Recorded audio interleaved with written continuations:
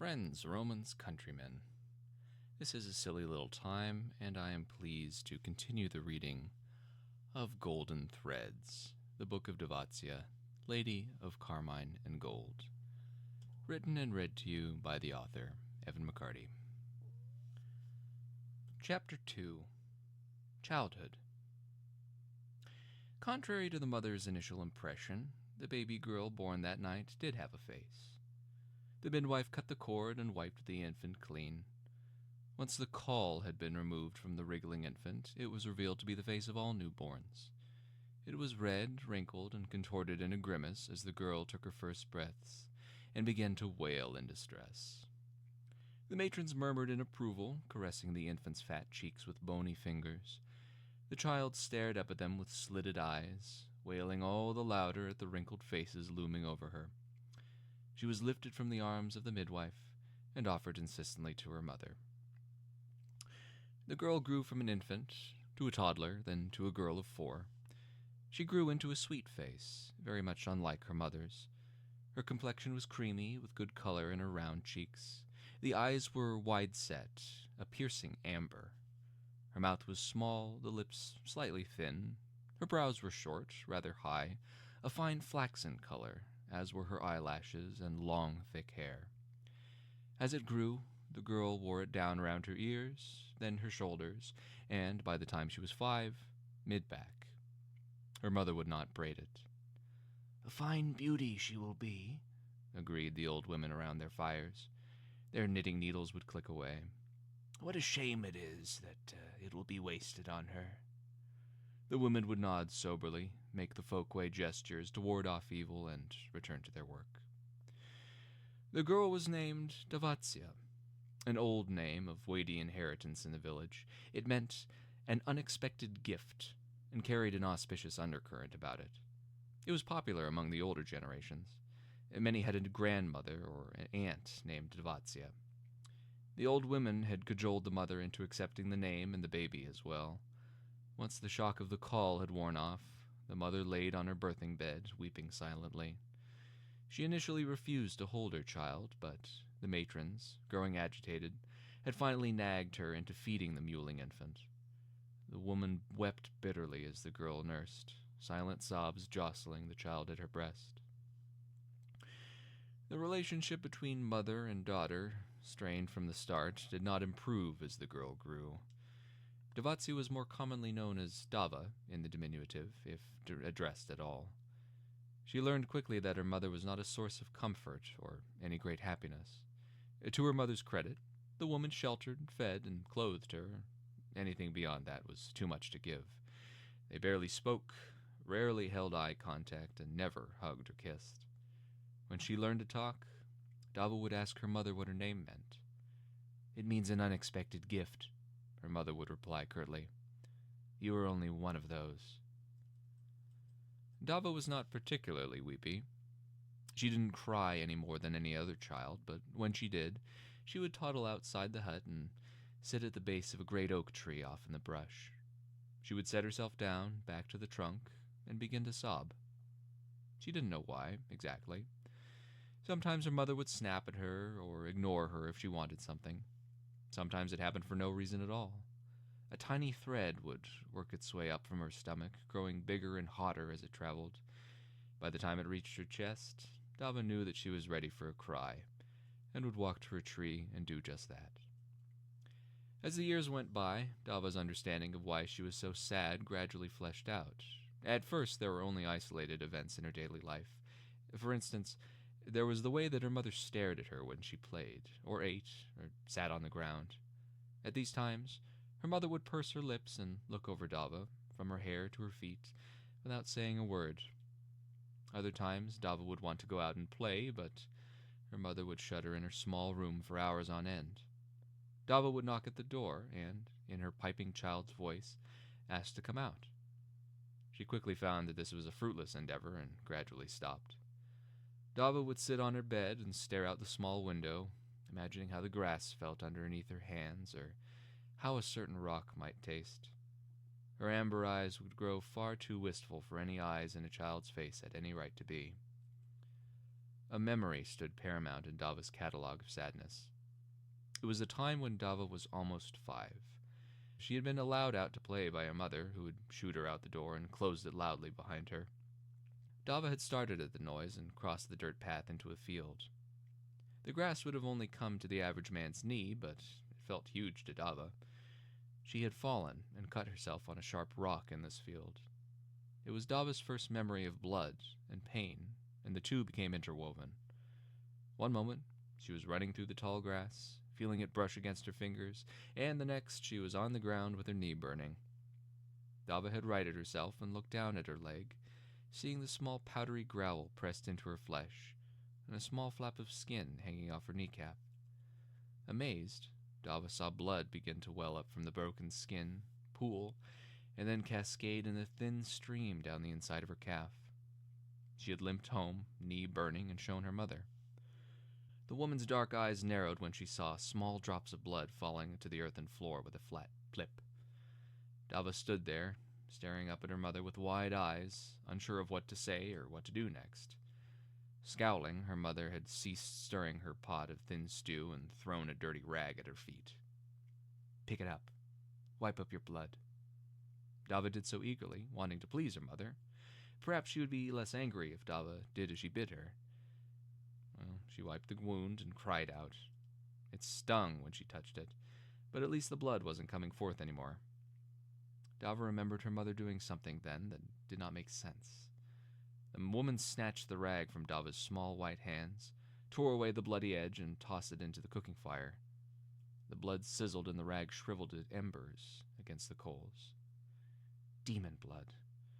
I won't have it in the open air in this house," her mother had muttered. Dava hadn't known what a demon was, but gathered that her mother was referring to her in some way. This filled her with a quiet sadness. She had gone limping to her tree later that afternoon and cried a good long while. By the time she was 7, Dava had blossomed into a girl at last. She had grown tall for her age, not as tall as some of the girls in her village, but still taller than most. She was even taller than some of the boys. She had lost most of the baby fat about her face and was lean and coltish. She could run very far and very fast, which she found gave her great pleasure. Her wide-set amber eyes were mostly downcast as she went through the village, staring down at her old, holey leather low boots. The other children avoided her, shying away as she came by. Some of the younger ones cried when they saw her, toddling to their mothers to be scooped up and whisked off. Dava noted that this, too, was another thing that set her apart. When she cried alone. Her mother never touched her unless she was giving her a quick and forceful bath. She never held her or stroked her hair like the other mothers did. Even when punishing her, Dava never felt her mother's hand. A stick, a short leather cord, or a wooden knitting needle may have struck her knuckles or behind, but never a hand. Dava often wondered what it felt like to be held by her mother, like the other children. Women walked about with babes and small children in their arms, fussing over them, casting wary glances at Dava as she passed. She would lay awake at night, staring at the wall of the hut, hearing her mother snore, and sometimes she considered snuggling up next to her mother and laying there, feeling her breath, feeling her warmth and closeness. Dava would war with herself, wanting desperately to see what it felt like, but dreading her mother's reaction should she stir and awake. So she lay on her side, the conflict raging in her head, until she succumbed to sleep. 7 was a revelatory year for Dava, as this was when she found out what a demon was. A traveling performer came to the village on a hot summer night and told a terribly frightening story. Dava had snuck off from her mother's house and watched the man as he wove an awful, bone-chilling tale of something called a strigya. It was a funny word, but the thing it represented was anything but funny. Dava's eyes grew huge as the storyteller's face twisted into a grotesque mask of predatory hunger. His lips pulled back from his teeth and his eyes narrowed to slits that flashed strangely in the firelight. For emphasis, the man raised his hands and turned them into terrible claws. He had moaned deep in his throat, and the sound made Dava's hair stand up on the back of her neck. "The demon Strigyo ate flesh and drank blood," the storyteller intoned, leering at the gathered villagers. It was a terrible demon that crawled out of the void and into the beds of little children to eat them up. The village children screamed as the man threw his head back and roared. Dava couldn't watch any more of this terrifying display. She closed her eyes tightly and put her hands to her ears. Tears of horror ran down her white cheeks. When she finally felt brave enough to take her hands away, she heard the villagers laughing as they walked home. Father, Striga isn't real, is it? Dava still had her eyes shut tight. The child's voice sounded nearby, as did footsteps. No, Pyotr, demons aren't real. They're only in stories, came a man's reply. Only in stories, Dava thought. But my mother said I had demon blood. We aren't in a story. She mulled this over as she crept back home. It didn't make sense, but the story was too frightening to be ignored. Dava crawled into bed and fell asleep, dreaming that she became a terrible Striga.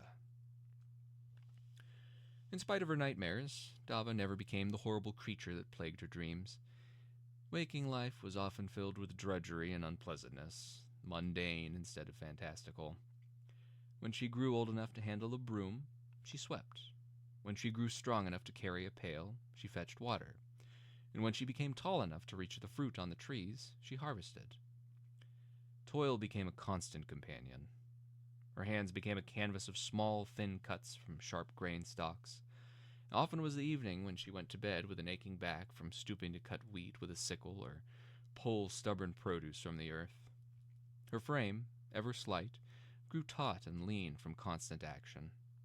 She envied some of the other girls in the village, whose nails were long and whose clothes were not daubed with the dust of laboring.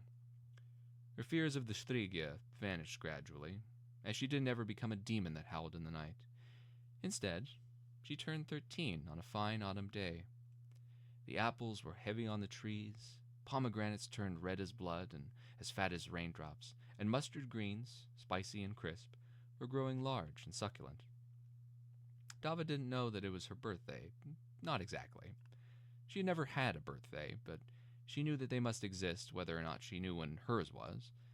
Other children in the village had birthdays, with music, food, and singing.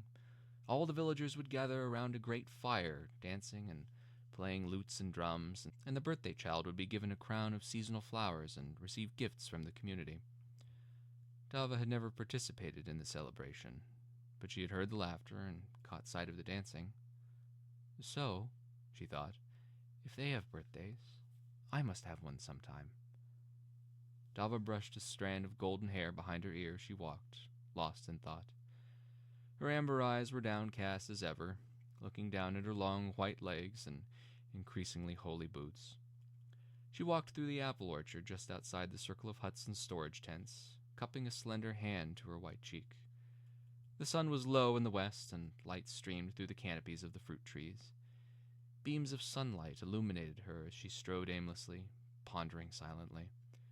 To any outside the village, unconditioned to ignore her, Dava would be considered a lovely girl, a few years shy of womanhood. She'd grown tall quickly, and her limbs were long and somewhat lanky, but she moved with an effortless grace instead of teenage awkwardness. Her face was unblemished, heart-shaped, her complexion still the creamy white of her childhood. Her amber eyes were large, bright, and saw many things. The hair that hung to her mid-back bobbed as she walked, seeming to catch fire when the sun shone through it. Absently, Dava drummed the fingers of her cupped hand against her high cheekbones, thinking. I've seen 12 winters, I think. 12 summers, 12 springs. It's fall now, and I think this must be my 12th? No, 13th? One of the two. There was a crunch underfoot, and Dava stopped. She came out of her reverie and noticed that she had stepped on a scarlet apple. The juice foamed out from under the toe of her boot. Dava peered at it intently and ground her toe into the crisp flesh. It made a satisfying crunching sound, and juice flowed out into the grass. Sweetness rose from the crushed fruit, and she cast about, looking for another fallen specimen to crush. A few paces away, a lovely ripe apple lay in the dirt, speckled gold on a red canvas. Dava's lips parted, gasping softly in delight at the beauty of the colors, and she stooped to pick it up. She grasped it with both hands and held it close to her face, feeling the waxy sheen of its skin. Its smell was intoxicating. With the hem of her homely dark skirt, Dava wiped away crumbs of dirt. She bit into the apple. It crunched delightfully between her incisors, firm and ripe. Dava closed her eyes, savoring the sweet tang of the juice, the exquisite texture of the flesh against her teeth. She chewed, savoring every bite. If it is indeed my birthday today, I could not ask for a better gift, her inner voice said. The villagers can have their big fire, they can play their lutes, but I wouldn't ask for any of that. I'd ask only to be here, eating this apple. In the years to come, Dava thought very fondly of that moment. Instead of crying at her tree, sometimes she would sit and reminisce about the apple on the day that might have been her birthday.